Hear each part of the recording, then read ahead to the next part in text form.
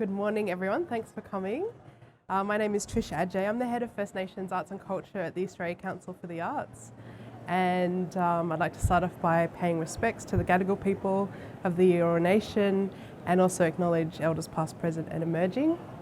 My background is I come from the Torres Strait, so to my grandfather's side,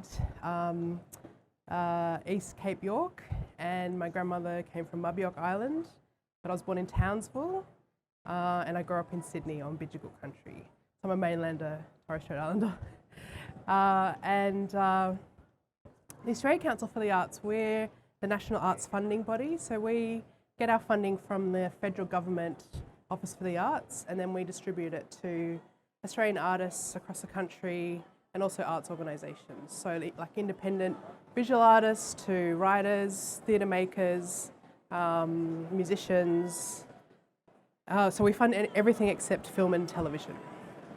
And although we don't sort of specifically work in the tourism sector, obviously arts and culture plays an integral part with tourism operators, because we also fund, for example, festivals and community events. And actually a couple of years ago, we did some research with Tourism Australia around domestic and international tourists who come specifically for arts and cultural events.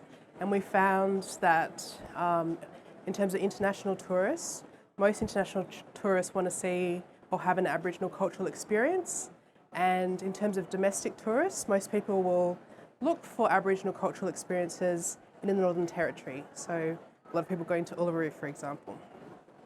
And so I think we play quite a critical role in being able to promote arts and cultural experiences to tourists in Australia, but also overseas. And so last year we published these brand new protocols. This is the third iteration of our protocols. And what protocols are really sort of best practice guidelines, which help people who are wanting to work with Indigenous artists and communities do it in an ethical and collaborative way. And so these protocols were first developed back in 2002 because in Australia we don't have specific laws that fully protect Indigenous culture and art. So you might see examples or hear about examples of commercial operators selling, didgeridoos and boomerangs that come from, other parts of the world. They're not Australian made, they're not made by Aboriginal people. And so the protocols are really trying to address a lot of those types of issues to stop the misuse and exploitation of Aboriginal art and culture in Australia, because we don't have those laws. And so the 10 principles in these protocols are really taken from what we call the United Nations Declaration on the Rights of Indigenous Peoples, which is an international legal instrument that aims to give rights to Indigenous peoples in Australia, but also around the world. And so we worked with an Aboriginal lawyer, Dr. Terry Jenke, who has a law firm in Sydney, and she has developed these 10 principles in the work that she does, but also with our protocols as well. And so if you go to the Australia Council website, australiacouncil.gov.au, you can also find a copy of these protocols for free, or you can also email me if you want a copy, like a hard copy as well. And so I thought I'll just go through the 10 principles and really try and explain, sort of break down the principles, I guess. And then at the back of the protocols is the second part that talks through the implementation of the 10 principles of the protocols. So we have interviewed different artists and organisations who have worked through those 10 principles in an ethical and collaborative way. So for example, we've got an example here by the Sydney Opera House. We funded the Badu Gilly, the light projections on the sails at the Opera House that are on at the moment. So if you happen to be in town for the rest of the week, go check that out. So Badu Gilly is a project that has a number of Indigenous artists across the country, and it's a light projection, they've got music, so they've sort of morphed the artworks to fit the sails, and they've sort of set it to a really beautiful musical score as well. So that's one example that's in here as well.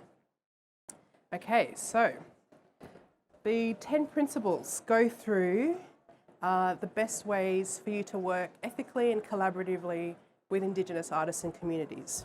And even though these principles are for arts organisations, you can tailor them to your tourism business as well.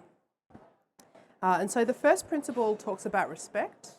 So this is really sort of looking at if you're going to engage with Indigenous communities, looking at doing either a welcome to country with a traditional owner that you might be working with, or if you don't have a traditional owner, then doing at least an acknowledgement of country. Everybody can do acknowledgement of country. You don't have to be a TO to be able to acknowledge country.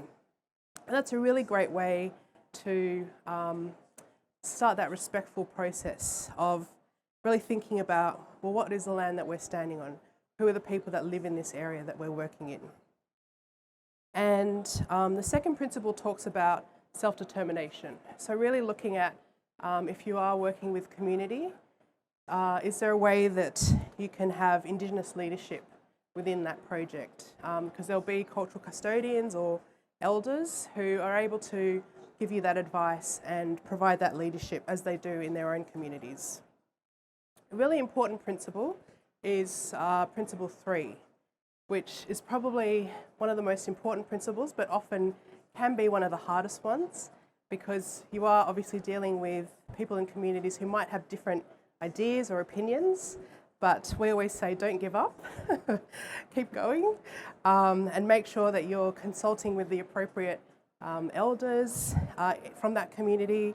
If you're dealing with a land council, we always recommend talk to the land council first to get that sort of consent for a project. And also, like from the beginning of an idea, even if you have an idea that you want to, maybe provide an Aboriginal cultural experience, start off by talking to the land council first to make sure you've got that consent in place.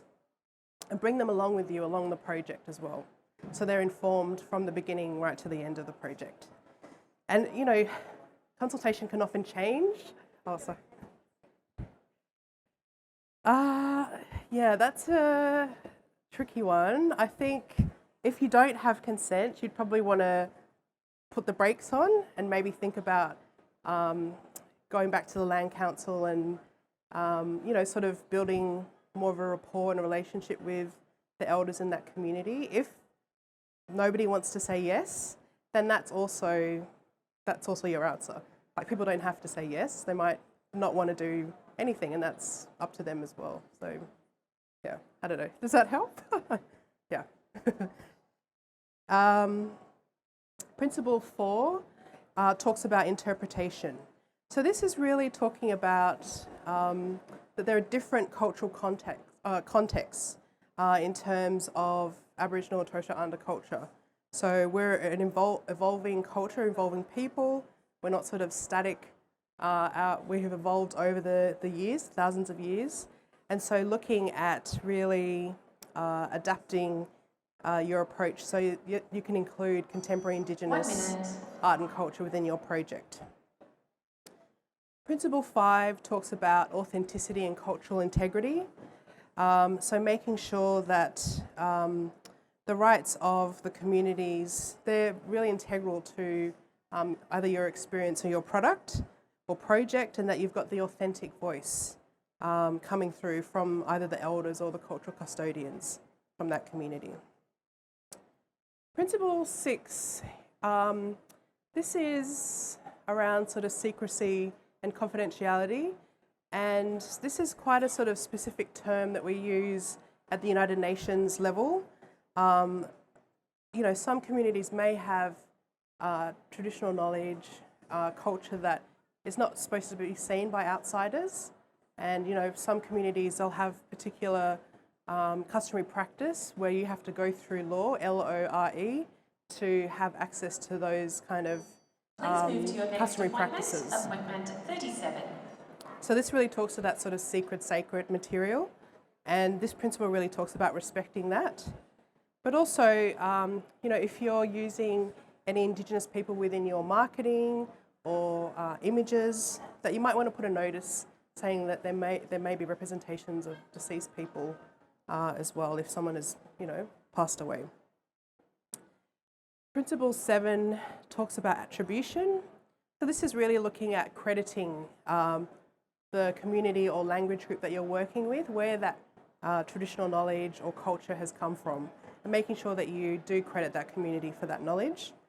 Or the sort of different family groups that might come from that community, they should be credited or attributed for that knowledge.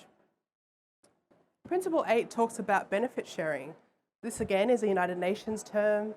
This is really around sort of respecting that if you are going to be getting knowledge or cultural knowledge from an Indigenous community, making sure that they're paid for their time and effort and skills and knowledge.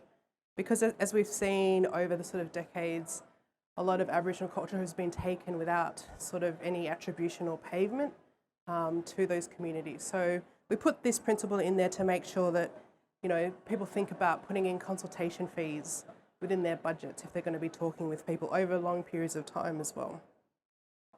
And then 9 and 10 really sort of address issues around more sort of legal ideas around putting consents for use of Indigenous knowledge within any contracts or agreements, and also sort of recognising that Indigenous knowledge should be protected at the legal sort of Commonwealth and state and federal levels.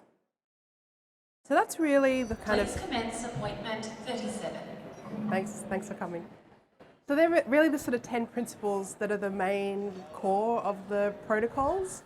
As I said, we've got the 14 case studies at the back, which again work through the practical application of these 10 principles. And these protocols are available on the Australia Council website. You can always email me, give me a call if you've got more questions about the protocols.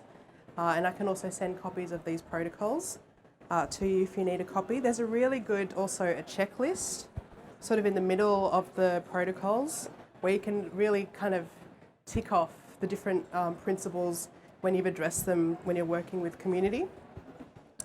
But I think that's about it. Yeah, if anyone's got any questions. Hello. I might just see if anyone's got any questions. Sorry. No? If not? Right. Rondo? Oh, yeah. Hi. Yeah, I live in the scenic rim, the great. Yugambeh area. Yes. And I sometimes wonder what I'm allowed to talk about, what I'm not. Yeah. One elder who was a friend who told us quite a lot about the medicinal plants and bush tucker and everything of the region, and also some of the legends. Now, sadly he died of cancer a couple of years back. I know his brother now, actually. I didn't realise he had a brother till afterwards, but that's great. Friends with him now too. But yes. Some of the stories that I was told by Frank, I'm not sure now whether I can ask his brother this actually, but in general, if a story has been published, like in the book Aboriginal Pathways, I figure that's okay. That's now public knowledge. Yes, and if he's told you that story, then he would have also given you permission to be able to share that story. All right. Yeah. He did actually tell me also that you should only hear the stories sitting under the trees by the campfire. So I might try to arrange that. There are some stories that have been published, so I figure they're already in the public domain, telling how the mountain Maroon got its name. Maroon is the local name for the Goanna, and there's a whole story behind that. Oh, wow. So, beautiful. Okay, so any other sort of general tips on what I can and can't talk about? Or? Well, I think if he has told you those stories and he didn't say don't tell anybody, then you should be free to be able to share those stories publicly. And that's beautiful that he passed on that knowledge to you. And actually, when I did bring some French tourists to him, and he showed them, and also some cultural students from San Francisco, and took them around and showed them things afterwards, he said, "This has made my ancestors very happy." So maybe he would be happy for me to impart that. Thank you. No worries. Thank you. Did anyone have any other questions or just comments they want to make? No?